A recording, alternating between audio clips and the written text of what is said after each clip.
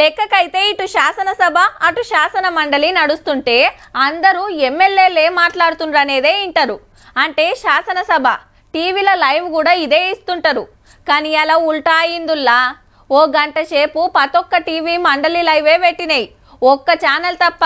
ఎందుకంటే తెలంగాణ వచ్చిన కాంచి 10 ఏళ్లలో ఏమైంది, ఉద్యమకారుల పరిస్థితి ఏంది, ఉద్యమ పార్టీ అనే చెప్పేటోళ్ళ కథ ఏందో మొత్తం బయటపడ్డది. మరి ఆ లక్ష్మీ నరసింహస్వామి మీద ప్రమాణం చేసి చెప్తా ఉన్నా అధ్యక్ష. ఒక మహిళగా నాకు 2 కొడుకులు ఉన్నారు అధ్యక్ష.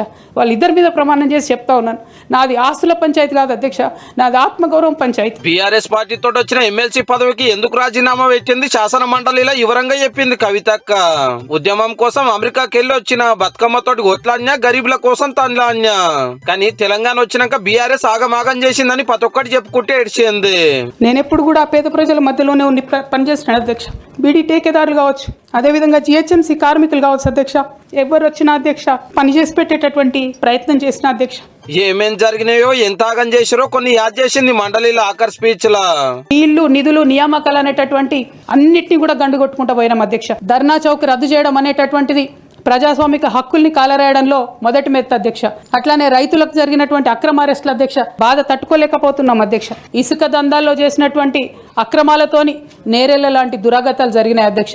దళిత బిడ్డల మధ్యలో అనవసరంగా బలైపోయిన అధ్యక్ష. ఉద్యమకారులను అసలే పట్టించుకోలేదని బాధపడ్డది మళ్ళొక పారి. ఉద్యమ సహచరులకు అధ్యక్ష, ఉద్యమంలో రాత్రి పగలు పనిచేసిన వాళ్ళకు, కష్టకాలంలో అండగా ఉన్న వాళ్ళకి అధ్యక్ష, అందరిని ఆగం చేస్తారు అనుకోలే అధ్యక్ష. I'm sorry, I'm really getting emotional. కనీసం సీఎం రిలీఫ్ ఫండ్ కింద మనిషికి 10 లక్షలు ఇద్దాం, ఎక్కడోళ్ళు అక్కడ సెటిల్ అయిపోతారు అధ్యక్ష అని కూడా అడిగినాం అధ్యక్ష. అది కూడా చేయలేదు. ఉద్యమ ద్రోహులకు అధ్యక్ష రాజకీయ పునరావాస కేంద్రంగా బీఆర్ఎస్ పార్టీ మారింది అధ్యక్ష. 10 ఏళ్ల బీఆర్ఎస్ వల్ల అంతులేని అవినీతి జరిగింది, పెద్ద సార్కు చెప్పినా పట్టించుకోలే అనుకొచ్చింది.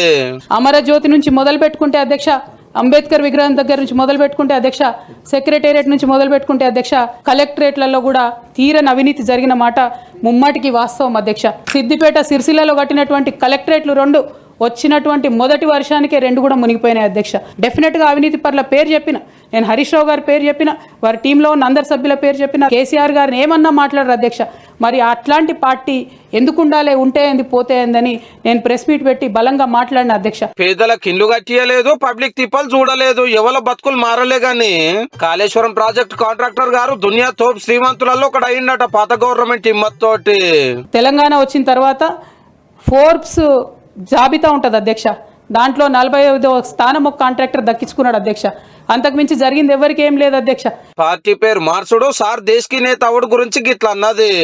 టీఆర్ఎస్ నుండి బీఆర్ఎస్ గా మారుస్తామనేటటువంటి ఒక కీలకమైన నిర్ణయం తీసుకోవడం జరిగింది అధ్యక్ష. ఆనాడు కూడా ఆ మీటింగ్ నేను అటెండ్ అవ్వలేదు అధ్యక్ష. నేను ఒప్పుకోలేదు. ఇట్లాంటి హౌస్లో చెప్పొచ్చో లేదో కానీ తెలంగాణలో ఏం పీక్ కట్టలు కట్టినామని నేషనల్ పోయి చేస్తాం అధ్యక్ష. మనం లిక్కర్ దందా కేసులో అక్క జైలుకు పోతే పార్టీ వాళ్ళు పట్టించుకోలేదని బాధపడ్డది. బీఆర్ఎస్ లో ఎవరో మాట్లాడినారు, మాట్లాడితే ఇట్లా బయటికి పంపిస్తారు అనుకొచ్చింది ఎమ్మెల్సీ మేడం. పార్టీలోనే అంతర్గత ప్రజాస్వామ్యం లేకపోతే రాష్ట్రంలో ఎట్లా ప్రజాస్వామ్యం ఉంటుందనే విషయాన్ని కూడా ఆ constitution of BRS party is a joke అధ్యక్ష. ఏమి ఉండదు అందులో. ఉరి తీసేవాడిని కూడా అడుగుతారు అధ్యక్ష. ఎటువంటి నైతికత లేనటువంటి బీఆర్ఎస్ పార్టీ నుండి దూరం అవుతున్నందుకు ఇవాళ నేను చాలా సంతోషిస్తున్నా అధ్యక్ష. మేము ఆడవాళ్ళ కష్టాలు ఎవరికి చెప్పాలి అధ్యక్ష? బాపు పార్టీలో పరిస్థితి మంచిగా లేదనే బయటకు వచ్చిందట. నేను ఇవాళ ఒక వ్యక్తిగా ఈ హౌస్ లకి వెళ్ళిపోతున్నా అధ్యక్ష, కానీ నేను ఒక శక్తిగా ఫ్యూచర్ లో చట్టసభలకు తిరిగి వస్తా అధ్యక్ష. డెఫినెట్ గా ఒక పొలిటికల్ సిస్టమ్ ని క్రియేట్ చేస్తా అధ్యక్ష ఈ స్టేట్ లో.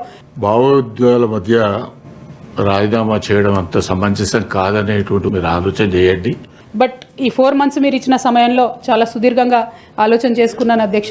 దయచేసి రిజైన్ చేయడానికి మీరు నా రెసిగ్నేషన్ యాక్సెప్ట్ చేయమని చెప్పి మిమ్మల్ని కోరుతా ఉన్నా అధ్యక్ష. కవితక్క రాజీనామా మీద మండలి చైర్మన్ సార్ ఏం డిసైడ్ చేస్తాడో గానీ కొత్త పార్టీ పెట్టుడు పక్కా ఈ కాంచెల్లి రాజకీయంలో ఇంకో లెక్క అని గట్టిగానే మాట్లాడింది.